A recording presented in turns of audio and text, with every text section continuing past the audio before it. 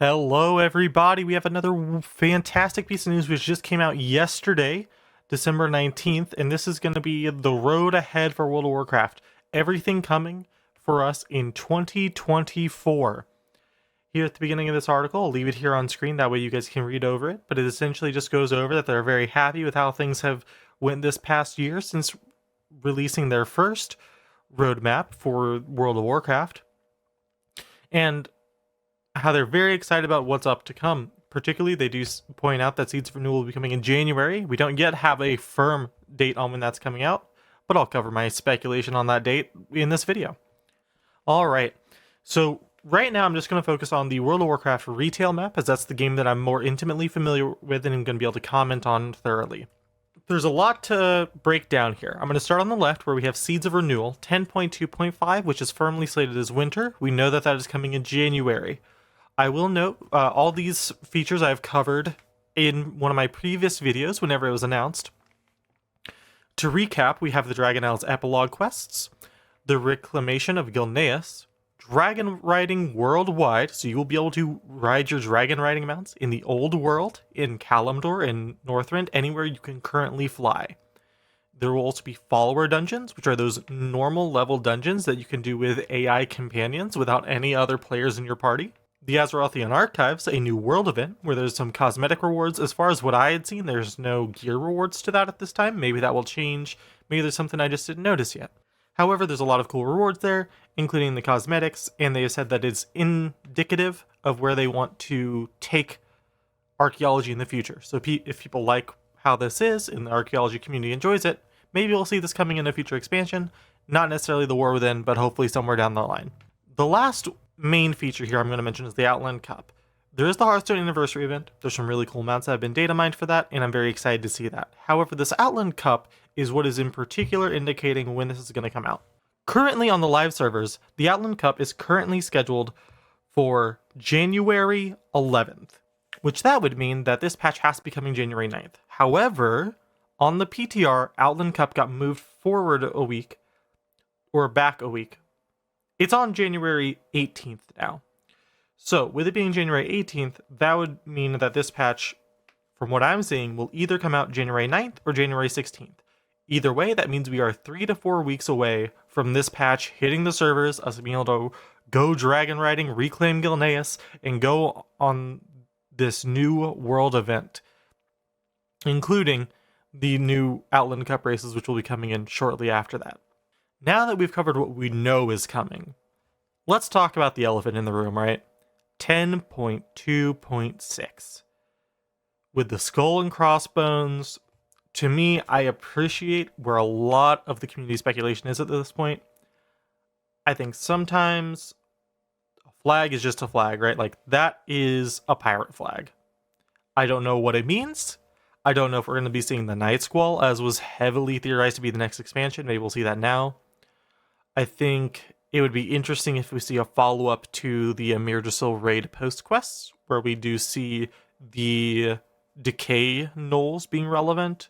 And maybe that's just something we actually just see much later, and maybe not in this expansion at all. But there's pirates. There's not going to be pirates this expansion, but there's going to be pirates this expansion. And I don't know what that means. I don't know if maybe we're having player housing boat edition. I am just excited that there is something that we firmly do not know, but we do know is coming, like a true surprise. And while I don't think that this is what they are doing, I think it would be cool if this patch doesn't even hit PTR, so to speak. Like, we just get the announcement a week before, this is the patch, and then maybe they do like a rough overview of like, this is what's coming in it, it's coming in like 4 days. Now, what's interesting about this is it's clearly marked separate from Season 4 at the end of winter and the beginning of spring. I think this pretty firmly sets it up for a March release date, which would follow the about every 8 weeks, or just, it usually ends up just being about once every other month that there's an update. The separation of these two kind of interacts with the timing in a weird way, which I'll lay out a couple different things here. So, if this is in March, we have the War Within Alpha late March, maybe in April, and then Season 4 is probably in April, maybe May, if Season 4 is being counted as its own individual update in the schedule, right? However, I'm thinking it's April, which means that season 3 will be a 5-month season instead of a 6-month season, which is just interesting to note. I think while I don't necessarily love the Fated seasons, it's good to see where it's going. All right, so when it comes to Fated Season 4, which is what we're seeing here, that's the Dragonflight Raids Revisited, the new PvP season, the new Mythic Plus season, and the new open world rewards. I'm curious to see what those new open world rewards are. It seems that it might not just be a simple scaling of the items. I'm sure that will happen, but there's going to be something new based on this roadmap. I'm curious to see what that is. If anything, if I were to guess, there is likely some sort of open world event tied in 10.2.6, which they can't speak on, and that will likely be the part of the Season 4 rewards, and that the timing is separated here. Or it's all just coming in March, which would feel very early, because I'd always predicted Season 4 as part of whatever the third patch after 10.2 was going to be. So in this case, 10.2.7. Another thing to note is War Within Alpha, which looks like that will probably be in March, late March, early April, if I were to guess. The next interesting thing is Dark Heart, which we do have much more information on, just compared to 10.2.6, where we literally have a skull and like a skull and bones. The first thing is Time Running Pandemonium. This is confirmed not a typo. So this will be some sort of revisiting of something from Pandaria. The prevailing theory that I'm seeing currently in the community is the Pandaria challenge modes. However, Holly Longdale has been tweeting in some of her responses to these people that, like, what if it's something even better? And that just makes me think, WoW is going so out there with these features that they're beyond what I can really predict, and I'm happy for that. That's a genuinely good thing from what I'm seeing. I'm glad to be surprised by these updates. And I almost wonder, time running, right? So time walking is what we currently have in the game. You're going through some dungeons, all the dungeons from that expansion on a heroic difficulty, and there is typically a raid for the expansions that are in it as well. However, they haven't got there with Pandaria or Warlords of Draenor or Legion yet. So what will be interesting to see, time running versus time walking. Time running is a faster version, because, running versus walking. It's got to be something timed, which leads very much challenge modes. I'm just trying to think of something that isn't challenge modes that it could be. Because they've said whenever they did the Legion Mythic Plus time walking in Shadowlands, they said it's something that they're not keen to revisit, because they started just reintroducing those dungeons as part of our seasons, and they don't want us to get too tired out of those, which I completely understand and I do agree with. So maybe it's something we haven't even thought of before, like some sort of gauntlet, so to speak, like where you're just having to go through lots and lots of like dungeons as like one sitting, maybe, or just some completely new feature that I can't think of. Now on to the more predictable type things on this update for Dark Heart.